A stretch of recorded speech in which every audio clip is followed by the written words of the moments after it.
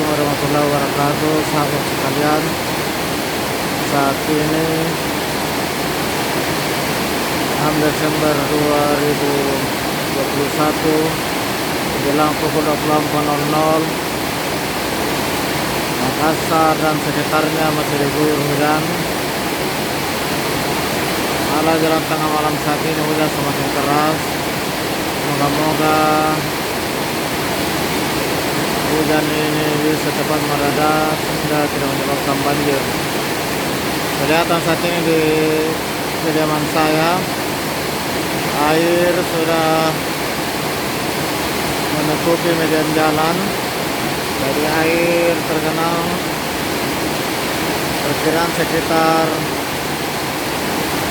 20 cm.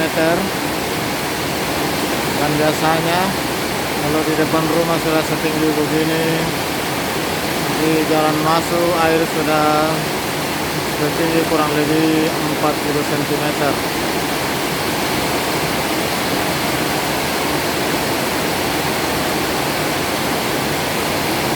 Sampai sekarang hujan makin deras. Mudah-mudahan memasuki dini hari 7 Desember hujannya bisa meredah dan air bisa turun secepatnya. Demikian kawan-kawan, kita senantiasa tetap memanjatkan doa dari Allah Subhanahu wa Ta'ala. Mudah-mudahan hujan ini membawa berkah, tidak menjadikan bencana.